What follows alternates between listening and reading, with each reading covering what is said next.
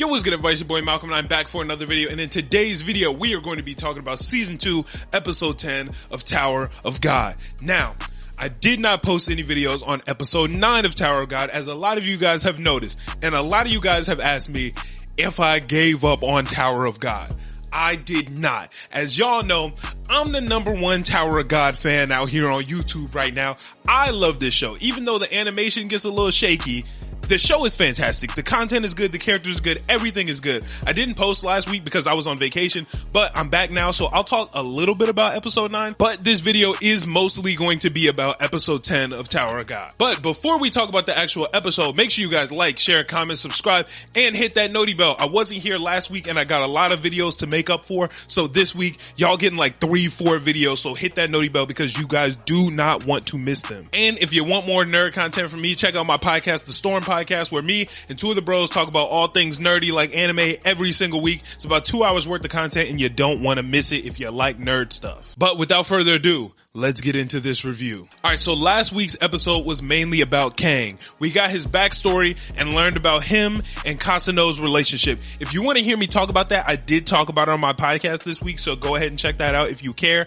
But this is going to be about episode 10. So we picked up where we left off, and Bomb is absolutely depressed. This hurt my soul to watch because, as we know, last episode Kang left, Bomb came in and didn't tell everybody that Kang left. He chose to keep that to himself. So the rest of the team is all there like, yo, let's all dress up like Kang. Oh my God, he's gonna love this so much. I can't wait to meet him, blah, blah, blah. And Bomb is just there like, wow, y'all have no idea. Y'all not meeting Cassano, and Kang left. It's over with. And Bomb is having flashbacks to his old friends. Then he's seeing his new family, and it's just, it was hard for me to watch because my boy Bomb really going through it because he fumbled the bag. He let Kang go. So then we cut over to Kang going to find Cassano, and he's talking to the lady and he's trying to get information as to where Cassano is. And we find out that Cassano is hiding up in an arm where a bunch of other people were hiding out before, but now it's just Cassano up there. And he pays her some good money to get this information.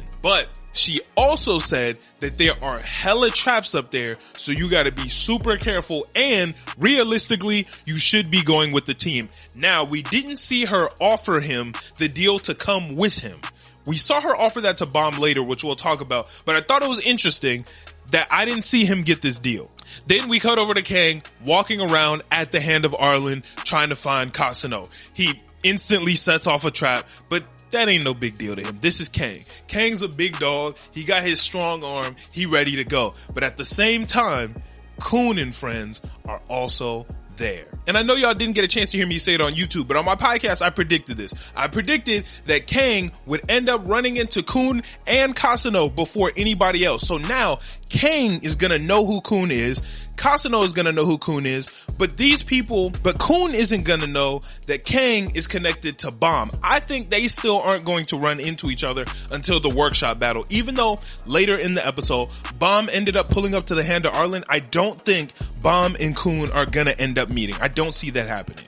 But y'all know my boy Coon, he's a super genius. So he's looking at these photos and he's like, there is no way that this guy got caught on this camera by accident after being hidden so long, and it perfectly gives away his location. He's calling someone here. Who is he calling here and why? Because it's not him.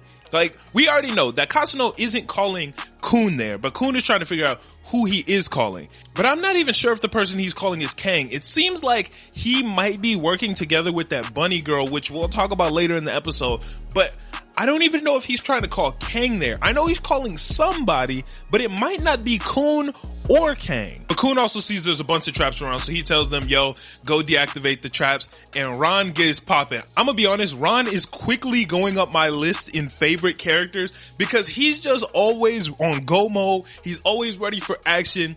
And he's 40 times better than Novik. He is the GOAT. Novik is getting pissed because he's like, dude, he told us to do this shit together.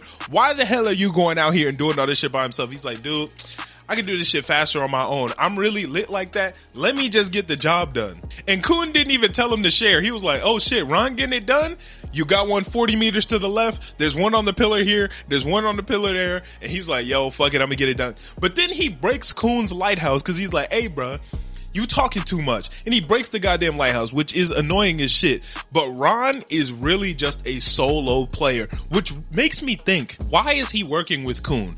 As we know, Kun has found a way to get everybody on his team there for a reason. We saw him finesse the speedster into getting on the team. We know he finessed Novik. So somehow he finessed Ron, because this just doesn't seem like the type of place Ron would want to be. Ron seems like the type of guy who'd want to just be out there by himself doing things independently. But as Ron is running around solo, he ends up running into Kang.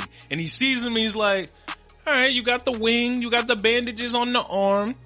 You the devil of the right arm, aren't you? Which is a fair assumption, because he actually does have the crazy right arm when Cassano's is left, but that's a whole different story. But Kang is like, no man, you gotta confuse.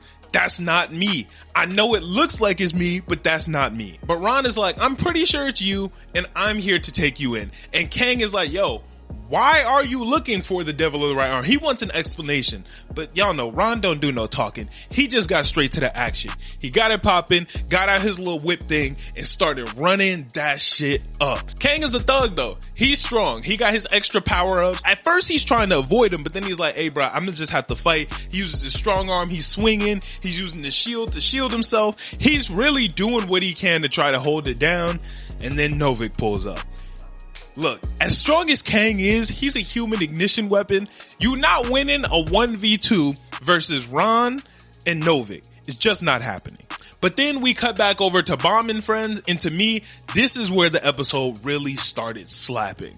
Because his conscience just couldn't hold it anymore. He couldn't hold it down. He was like, damn, I gotta do something. So he talks to me saying, he's like, yo, don't worry. Kang will be back. It's nothing to worry about. He'll be back. I'll make sure of it. And then he straps up and he's ready to go get it done by himself. You know he means business because he put the fug clothes back on. He put the black robes. Y'all know he been wearing the blue shirt recently. He said, no. This mission, demon mode. But as he's leaving, Wong Nine and Arc Raptor walk up to him and they're like, yo, are you going to go get Kang? It's been a while since he's been back. He left, didn't he? And Bomb is like, yeah, man, he left. He got the fuck up out of here. But don't worry, I'm about to go find him. And they're like, dude, you can't do this on your own. You can't go find this mission. And Arc Raptor is like, yo, if he left, he's gone. This is what he wanted to do. This was his own decision. And we have to let him stand by this, even if we don't like it. And Bomb's like, hold the fuck up. That's not how this shit works. I was by myself for years, and all I wanted was for somebody to come and save me. I was just waiting for somebody to come and save me from my loneliness, and I think that's exactly how he's feeling right now. So I have to go be that guy to go get him. I don't have any other choice. And even though Bomb is so different now, and he's such a different person than he was in season 1, we know his core is still the same. So whenever we get a glimpse of that loving character that Bomb is, it's always awesome because this shows this is who Bomb is. Bomb is here for people. He wants to help people. He wants to be that light in the darkness. And this was his moment to do that because he was like, I've been there. I've been in that exact same position where I've been waiting on people. Not only that, but he called us his family, man. We can't just let him go out there by himself like that. So I'm gonna get it popping. But Bomb leaves on a solo mission. He doesn't bring the whole gang with him. But y'all know how Wong Nan and them are. They gotta go along. So they're like, how are we gonna get this done? He took our last ship. We don't have no way to go out there. Yi was like, dude, I got that bread. I got them connections. I'll get us a ship. Don't even worry about it. So now they're about to go on a mission to follow Bomb, who's following Kang. But ain't it crazy they just leaving Goseng and Miseng in the dark? I don't think they're about to tell them. I think Goseng and Miseng are just going to be chilling at the crib solo while everybody else goes on their mission, which is probably a good thing because they are worthless. Let's just keep it a stack. Miseng is worthless. Goseng is worthless. Miseng gets a pass because she's a kid. Goseng, you're a grown woman and you can't help this mission at all. Why are you on the team? I like them, but they're not much help. But then we cut back to Kang trying to get it done against them too, and he's trying to explain, you guys have it confused. I'm not the devil of the right arm.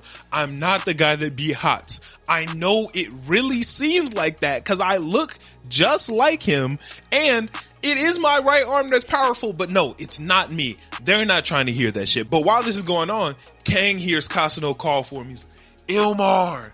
He's like, yo, hold the fuck up. I gotta go. Ron thinks he's trying to dip. He's not even really trying to escape from them. He's just on a whole different mission. But while they're fighting, Cassano speaks up and he's like, yo, that's not him. I'm the devil of the right arm. But right after he says that, we cut back over to my boy Kun. And Kun is standing there upset because his lighthouse just got broken. But then the message pops up telling him he's in a trap. And seconds later, he got shot through the heart with a poison dagger. Obviously, as fans of this show and a fan of Kun, we knew this shit didn't take him out. Obviously, it didn't take him out. He's always 3 steps ahead. No way he goes down to some lizard bum. Then we cut back over to Bomb talking to Lil Red Riding Hood. And she basically tells him where Kang went and that it's dangerous. And she says, yo, you're going to need a partner. This is not something you should be doing alone. For a special price, I'll go with you. I'm not really sure what's going on here, right? Because Kang wasn't offered this deal. She didn't tell Kang. She told Kang that he needs a team, but she didn't say, I'll go along with you. Now, we'll talk a little bit more about why I think she went with Bomb, but I don't understand why she didn't go with Kang. Is she working with Cassano to intentionally set up a trap for Kang? Or does she have some greater motive that none of them know about? I don't even know if Cassano knows what her goal is. This whole thing with her is a little confusing, and we'll talk more about it in a couple minutes. But then we cut back over to Kang and Cassano, and I'm gonna be honest, Cassano is working Novik and Ron, which is kind of surprising because Kang was trying to do it, even though Kang was way more defensive because he didn't want to hurt them because he knew it was just a misunderstanding. Cassano is getting the job done. And I know Kang and Cassano are strong, but I know they were like Novik and Ron strong, even though Ron wasn't using his full power. But now we get into the real details of what's going on with Kun. So the little bummy snake guy is boasting because he beat him. And Kun is like, hey bruh, you thought you got me. That's not how this goes. I got this super armor and I'm getting it done. He's like, hold on, you're an E rank regular. Where did you get shit like that? But they don't know. Kun is like that. Kun from the Big Body family. His dad gave it to him. He thinks to protect them, but he don't really know why he gave it to him. But the snake guy is super cocky because he's like, dude, you're a light bearer. I'm gonna fuck you up. And Kun teaches him, hey man, just cause I'm a light bearer does not mean that I'm not like that close combat. I'm a light bearer because I like giving orders. I'm still like that with the hands. And I also understand that the role system in this show can be a little confusing. We have light bearers, we got spear bearers, we got fishermen. I know all that can get a little confusing, and they talked about that a couple different times during this episode. So if you guys want, later this week I can make a video kind of explaining what those roles are and what they mean, because they each do have different uses in a team. But Kun gives him that work, stabs him up, and basically makes him give up the plans and who hired him. And the guy tells him that a bunny ear girl hired him to stop whoever comes up through here. Now, instantly when I heard that, I assumed that the bunny ear girl was Lil Red Riding Hood from early on, but I didn't really know what her motives are. I still don't know what her motives are, and I'm trying to figure that out. If you didn't read the webtoon and you're trying to figure out just like me, let me know what y'all think her motives could be. But Kun knocks out the snake guy, and he's like, who could they possibly be trying to capture with the devil of the right arm as bait? Kun doesn't know, and I think the obvious answer is Kang. But I just feel like that's too easy, so I don't know who they're trying to catch here. Now, Kang is trying to get more answers from Cassano, and Cassano is not really talking right now. He's just trying to get down to action. He's doing his thing, trying to beat the fuck out of Novik and Ron. And then Ron is like, hey bruh, let's get it poppin'. Let's switch roles real quick, and we'll make some shit happen. And Novik's like, you finally ready to try? And Ron's like, yeah, let's do it. So they switch. So Novik now goes into being the fisherman, and the spear bearer is now Ron.